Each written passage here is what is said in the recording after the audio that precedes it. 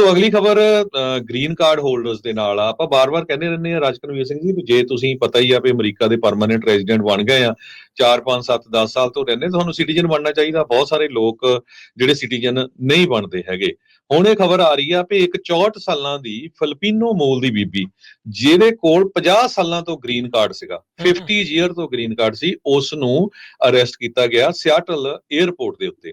ਤੇ ਅਰੈਸਟ ਕਰਕੇ ਉਹਨੂੰ ਫਰਵਰੀ 28 ਨੂੰ ਅਰੈਸਟ ਕੀਤਾ, ਜਦੋਂ ਉਹ ਵਾਪਸ ਫਿਲੀਪੀਨਸ ਤੋਂ ਆਈ। ਤੇ ਹੁਣ ਉਹਦੀ ਜਿਹੜੀ ਡੇਟ ਆ ਉਹ ਜੁਲਾਈ 'ਚ ਜਾ ਕੇ ਰੱਖੀ ਆ, ਉਹ ਜੇਲ੍ਹ ਦੇ ਵਿੱਚ ਹੀ ਰਹੂਗੀ। ਸੋ ਉਹਦੀ ਜਿਹੜੀ ਡਿਟੇਲਡ ਇਨਫੋਰਮੇਸ਼ਨ ਆਣੀ ਸ਼ੁਰੂ ਹੋਈ ਆ। ਕਹਿੰਦੇ ਵੀ ਇੱਕ ਹਸਪੀਟਲ ਦੇ ਵਿੱਚ ਲੈਬ ਦੇ ਵਿੱਚ ਉਹ ਕੰਮ ਕਰਦੀ ਹੈਗੀ ਆ।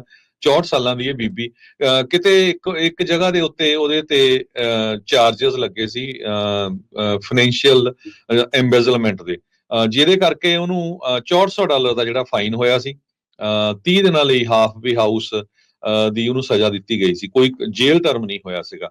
ਸੋ ਉਸ ਨੂੰ ਟ੍ਰਿਗਰ ਕਰਕੇ ਜਦੋਂ ਉਹ ਵਾਪਸ ਆ ਰਹੀ ਸੀ ਫਿਲੀਪਾਈਨਸ ਤੋਂ ਵਿਜ਼ਿਟ ਕਰਕੇ, ਤੇ ਉਸ ਨੂੰ 에ਅਰਪੋਰਟ ਦੇ ਉੱਤੇ ਅਰੈਸਟ ਕਰ ਲਿਆ ਗਿਆ ਹੈਗਾ ਜੀ। ਸੋ ਬਹੁਤ ਕੁਝ ਜਿਹੜਾ ਉਹ ਚੱਲ ਰਿਹਾ ਉਧਰ ਯੂਐਸ ਦੇ ਜਿਹੜੇ ਇਮੀਗ੍ਰੇਸ਼ਨ ਅਟਰਨੀਜ਼ ਆ, ਟਰੈਵਲ ਐਡਵਾਈਜ਼ਰੀਜ਼ ਇਸ਼ੂਜ਼ ਜਿਹੜੇ ਵਾਰਨਿੰਗਸ ਆ ਉਹ ਇਸ਼ੂ ਕਰ ਰਹੇ ਆ।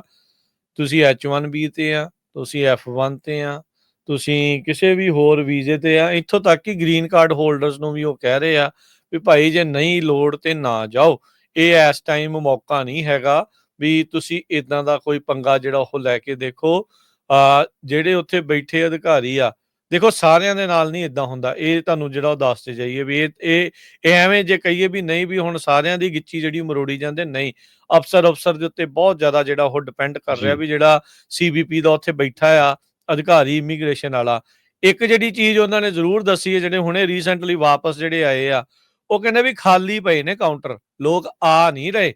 ਇਹ ਰਿਐਲਿਟੀ ਆ ਵੀ ਇਹ ਜਿਹੜੀ ਇਮੀਗ੍ਰੇਸ਼ਨ ਦੇ ਇਸ ਮਾਹੌਲ ਦੇ ਵਿੱਚ ਵੀ ਰਿਐਲਿਟੀ ਆ ਵੀ ਲੋਕ ਬਹੁਤ ਘੱਟ ਟਰੈਵਲ ਕਰ ਰਹੇ ਆ। ਇੱਥੋਂ ਤੱਕ ਕਿ ਉਹ ਲੋਕ ਜਿਹੜੇ ਹਰਜੋਤ ਸਿੰਘ ਜੀ ਵਿਦਿਨ ਸਟੇਟਸ ਵੀ ਫਲਾਈ ਕਰਨਾ ਗੁਰੇਜ਼ ਕਰ ਰਹੇ ਆ, ਜਿਨ੍ਹਾਂ ਨੂੰ ਇਹ ਲੱਗਦਾ ਵੀ ਭਾਈ ਉੱਥੇ ਬੈਠੇ TSA ਵਾਲੇ ਹੀ ਸਾਨੂੰ ਚੱਕ ਕੇ ਆਈ ਸਾਰਿਆਂ ਨੂੰ ਨਾ ਫੜਾ ਦੇਣ, ਜਿਹੜੇ ਕੋਈ ਪੇਪਰ ਵਰਕ ਜਿਨ੍ਹਾਂ ਦਾ ਅਜੇ ਪੂਰੀ ਤਰ੍ਹਾਂ ਨਹੀਂ ਆ, ਜੇ ਕੋਈ ਗ੍ਰੀਨ ਕਾਰਡ ਵਾਲਾ ਨਹੀਂ ਆ। ਅੱਗੇ ਦੇਖੋ ਆਪਾਂ DMV ਦੇ ਲਾਇਸੈਂਸ ਦੇ ਉੱਤੇ ਟਰੈਵਲ ਕਰ ਲੈਂਦੇ ਸੀਗੇ ਵੀ ਉਹ ਸਾਰਾ ਕੁਝ ਜਿਹੜਾ ਹੈਗਾ ਰੀਅਲ ID ਆਉਣ ਦੇ ਨਾਲ ਚਲੋ ਉਹ ਚੀਜ਼ਾਂ ਦਾ ਫਰਕ ਪੈ ਗਿਆ। ਰੀਅਲ ID ਜਿਹੜੀ ਆ ਉਹਦੇ ਵਿੱਚ ਤੁਹਾਡਾ ਇਮੀਗ੍ਰੇਸ਼ਨ ਸਟੇਟਸ ਐਡ ਕਰਨ ਲੱਗ ਗਏ ਆ, ਉਹ ਜਾਂ ਫਿਰ ਹੁਣ ਉਹਨਾਂ ਨੇ ਟਰੈਵਲਿੰਗ ਦੇ ਉੱਤੇ ਕਹਿੰਦੇ ਵੀ ਤੁਸੀਂ ਇਸ ਚੀਜ਼ ਨੂੰ ਨਾ ਕਰੋ। ਇੱਕ ਮੇਨ ਸਟੇਟ ਦਾ ਸੀਗਾ ਰਿਜ਼ੋਰਟ, ਜਿੱਥੇ ਕੈਨੇਡੀਅਨਸ ਸਮਰ ਦੇ ਵਿੱਚ ਬਹੁਤ ਜ਼ਿਆਦਾ ਲੋਕ ਘੁੰਮਣ ਲਈ ਆਉਂਦੇ ਸੀ। 70% ਕੈਨੇਡੀਅਨਸ ਨੇ ਇਸ ਟਾਈਮ ਕੈਂਸਲ ਕਰ ਦਿੱਤਾ ਅਮਰੀਕਾ ਦੇ ਵਿੱਚ ਆਉਣਾ। ਕਾਰਨ ਉਹਦੇ ਵਿੱਚ ਕੀ ਆ? ਟਰੰਪ ਹੁਣੀ ਕਹਿੰਦੇ ਵੀ ਅਸੀਂ ਕੈਨੇਡਾ ਤੇ ਕਰਨਾ ਕਬਜ਼ਾ, ਅਸੀਂ ਉਹਨੂੰ ਬਣਾਉਣੀ ਹੈ 51ਵਾਂ ਸੂਬਾ, ਤੇ ਉਹਨਾਂ ਦਾ ਵੀ ਰਾਸ਼ਟਰਵਾਦ ਜਾਗਿਆ। ਕਹਿੰਦੇ ਵੀ ਹੁਣ ਅਸੀਂ ਵੀ ਜਿਹੜਾ ਇੱਧਰ ਅਮਰੀਕਾ ਨੂੰ ਨਹੀਂ ਜਾਣਾ। ਸੋ ਟਰੈਵਲ ਦੇ ਉੱਤੇ ਵੱਡਾ ਜਿਹੜਾ ਉਹ ਅਸਰ ਪਿਆ ਆ। ਸੋ ਬਾਕੀ ਇਹ ਆ ਵੀ ਜਦੋਂ ਵੀ ਤੁਹਾਡੇ ਕੋਲ ਇੱਧਰ ਕੋਈ ਆ ਰਿਹਾ ਆ, ਉਹ ਜਿਹੜਾ ਧਿਆਨ ਦੇ ਨਾਲ, ਖਾਸ ਕਰਕੇ ਭਾਈ ਉਹ ਲੋਕ ਜਿਹੜੇ ਅਸਾਈਲਮ ਦੇ ਆਧਾਰ ਦੇ ਉੱਤੇ ਇੱਥੇ ਪੱਕੇ ਹੋਏ ਆ, ਜੇ ਉਹਨਾਂ ਦੇ ਕੋਲ ਗ੍ਰੀਨ ਕਾਰਡ ਵੀ ਹੈਗਾ ਆ, ਤੁਸੀਂ ਸਿੱਧਾ ਡਾਇਰੈਕਟ ਫਲਾਈਟ ਕਰਕੇ ਲੈ ਕੇ ਆ ਰਹੇ ਆ, ਤਾਂ ਭਾਈ ਉਹਨਾਂ ਨੂੰ ਕੋਈ ਸ਼ੱਕ ਸੁਦਾ ਰਹਿ ਨਹੀਂ ਜਾਣੀ ਵੀ ਤੁਸੀਂ ਇਹ ਨਹੀਂ ਕਹਿ ਸਕਦੇ ਵੀ ਹੁਣ ਸਾਡੇ ਮੁਲਕ ਦੇ ਵਿੱਚ ਉੱਥੇ ਕੀ ਹਾਲਾਤ ਆ ਤੇ ਇੱਥੇ ਕੀ ਹਾਲਾਤ ਆ। ਅੱਗੋਂ ਕੋਈ ਅਫਸਰ ਕੱਬਾ ਹੋਇਆ, ਉਹਨਾਂ ਨੇ ਕਹਿਣਾ ਅੱਛਾ ਵੀ ਭਾਈ ਉੱਥੇ ਹਾਲਾਤ ਹੁਣ ਠੀਕ ਆ ਤੇ ਫਿਰ ਇੱਥੇ ਕੀ ਕਰਦੇ ਆ, ਜਾਓ ਫਿਰ ਵਾਪਸ। ਕਹਿਣ ਨੂੰ ਕੀ ਅਗਲੇ ਨੇ ਕਹਿ ਹੀ ਦੇਣਾ। ਸੋ ਜਿੱਦਾਂ ਦੇ ਹਾਲਾਤ ਬਣੇ ਪਏ ਆ, ਕੁਛ ਵੀ ਜਿਹੜਾ ਉਹ ਤੁਹਾਨੂੰ ਕਹਿ ਸਕਦੇ ਆ, ਕਰ ਸਕਦੇ ਆ। ਕਈਆਂ ਦੇ ਨਾਲ ਧੱਕਾ ਹੋ ਰਿਹਾ ਆ, ਕਈ ਜਿਹੜੇ ਉਹ ਠੀਕ ਠਾਕ ਨਿਕਲ ਵੀ ਆਉਣਗੇ, ਪਰ ਇਹ ਆ ਵੀ ਬਚ ਕੇ ਚੱਲ ਬੀਬਾ। ਇਹ ਇਸ ਟਾਈਮ ਜ਼ਮਾਨਾ ਜਿਹੜਾ ਇਸ ਟਾਈਮ ਚੱਲ ਰਿਹਾ ਆ ਇਮੀਗ੍ਰੇਸ਼ਨ ਦਾ, ਉਹ ਜਿਹੜਾ ਕੱਬਾ ਹੀ ਜਿਹੜਾ ਸੁਭਾਅ ਆ ਉਹ ਚੱਕੀ ਫਿਰਦੇ ਨੇ।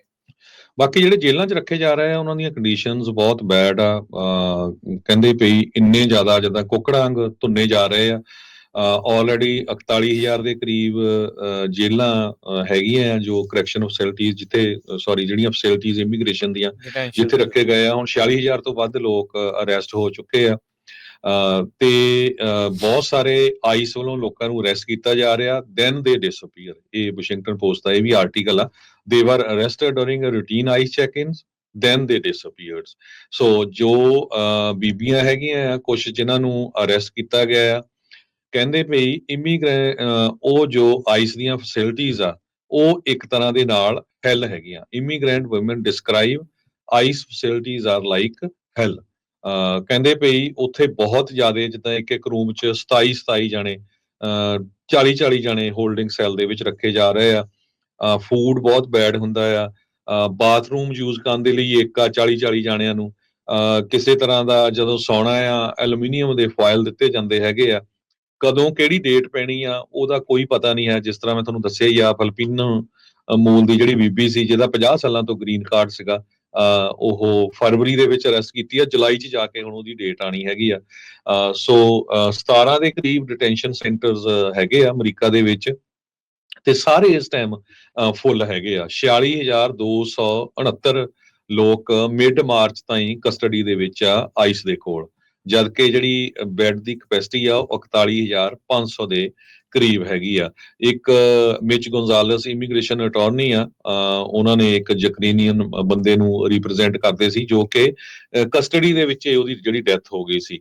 ਉਹ ਕਹਿੰਦੇ ਪਈ ਬਹੁਤ ਜ਼ਿਆਦਾ ਜਿਹੜੀ ਸਿਚੁਏਸ਼ਨ ਆ ਇਹਨਾਂ ਫੈਸਿਲਿਟੀਜ਼ ਦੀ ਬੈਡ ਹੈਗੀ ਆ। ਲੋਕ ਬਹੁਤ ਜ਼ਿਆਦਾ ਤੰਗ ਹੈਗੇ ਆ।